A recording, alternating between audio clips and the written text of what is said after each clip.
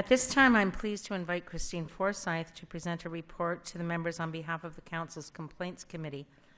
Christine has worked in the area of professional self-regulation for more than 20 years.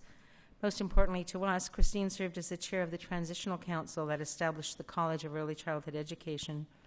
Her commitment, not only to our council, but in fact to our profession, the contribution of her knowledge and wisdom is something that we all appreciate. She has served on the Executive Registration Appeals and Standards of Practice Committee of the College. Tonight, you will hear a report from her as the chair of the Complaints Committee. Please join me in welcoming Christine Forsyth.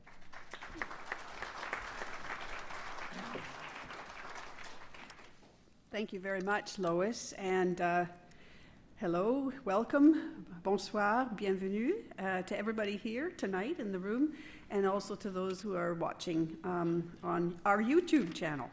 My job tonight is to talk a little bit about what's been happening with the Complaints Committee, and so I'll start off by telling you a little bit about the role of the committee itself.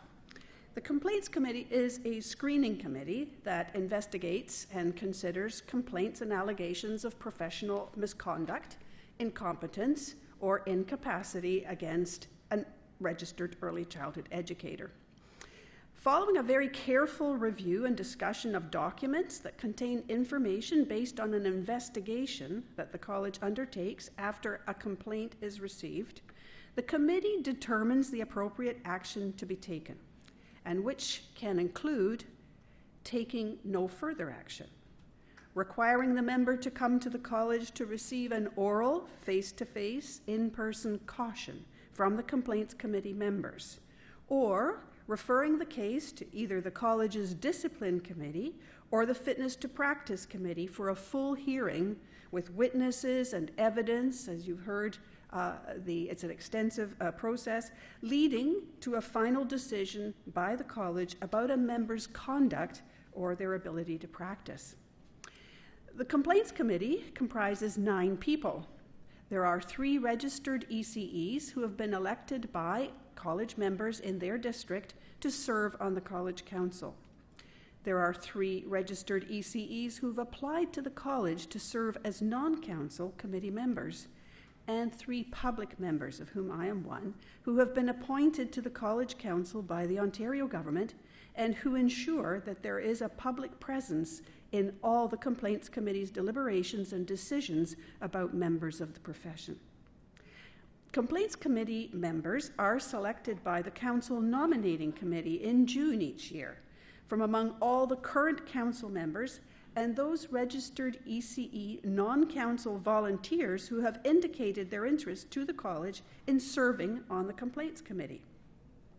And I can say that Complaints Committee members reflect the diversity of the college, membership at large, and of ECE practice, and the different regions of the province.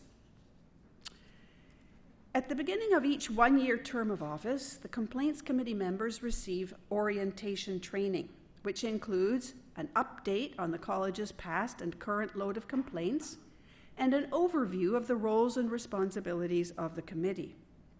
Much of the training is conducted in a learning-by-doing approach, which incorporates fictional scenarios, examples, case studies based on actual complaints. Training is also focused on ensuring that both the persons who have made a complaint against a member and the member responding to the complaint are treated fairly in terms of the process followed by the college and the Complaints Committee and in terms of the outcome of the particular case. The process followed or the outcome may be appealed by the complainant or the member being complained about to an Ontario court for a review. The college and members of the Complaints Committee are responsible to ensure in advance that the provincial court's standards are met in every case, and we always try to exceed them. Throughout the year, the committee receives additional training based on its needs and on identified trends in the matters that are coming to the college's attention through the complaints process. The Early Childhood Educators Act was actually changed on August the 31st, 2015, as you've heard. The changes included broadening the mandatory reporting requirements for employers of early childhood educators. Since then, the college has seen a very significant increase in the number of new reports about member conduct. In particular, the number of mandatory reports an employer must make to the college has increased dramatically.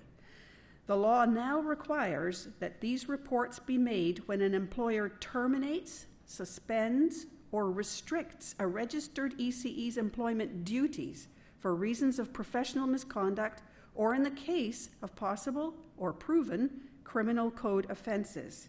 And this reporting is required by law, even when the registered ECE has resigned their employment in the meantime. The recent increase in the number of complaints may also be a result of the public becoming more aware of the regulation of the ECE profession, the accessibility of the complaints process, including the assistance that college provides to those making complaints, and a growing appreciation of the important and very sensitive role of the registered ECE in child development and care within the larger community of Ontario families and children.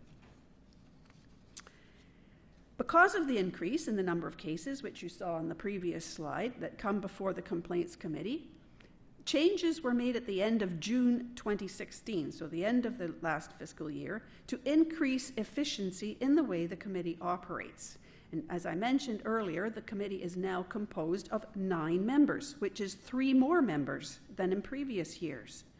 The committee now meets monthly and more often, if necessary, in panels of 3 members, 2 registered ECE members and 1 public member, to review and deliberate on the complaints and the investigation reports that have been prepared, and to decide on how each case should be disposed, including the 3 ways mentioned earlier: take no further action, require an oral caution be given to the member, or refer the case to either the Discipline Committee or the Fitness to Practice Committee for a hearing. A few trends have emerged in the types of cases received by the Complaints Committee. The first type of case that commonly comes before the Complaints Committee and results in an investigation of the member's practice is a concern about a registered ECE's inadequate supervision of a child or children in their care. Cases dealing with allegations of inadequate supervision can involve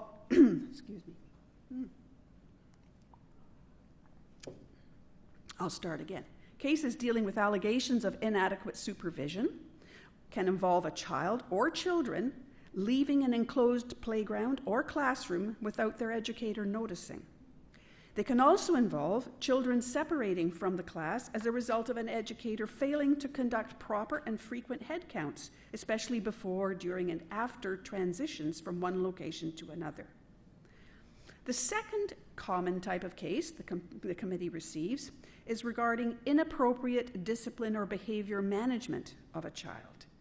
These types of cases sometimes involve concerns about educators demonstrating inappropriate reactions or using inappropriate responses to a child's behavior, such as physically restraining children as a means of managing or correcting their behavior, or force feeding when a child refuses to eat their meal. Other inappropriate behavior management practices include depriving a child of food or access to group activities, or punishing, frightening, or humiliating a child in front of others in order to correct the child's behavior. The third most common area of concern among the complaints that the college receives is ECEs demonstrating unprofessionalism, which Mark Spector, the college's Director of Professional Conduct, will be addressing with you in his presentation shortly.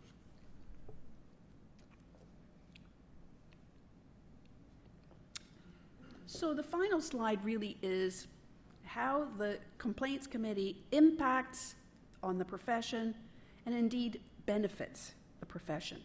The duty of the college, as required by the college's legislation, is to serve and protect the public interest.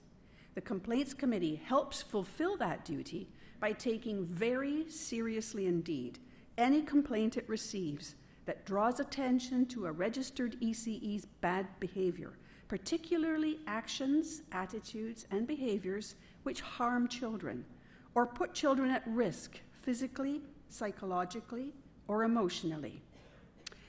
The good news is that in a profession with well over 50,000 members in Ontario, the great majority of these members, you in this room and across the province, will be conscientious, well-informed, and caring professionals.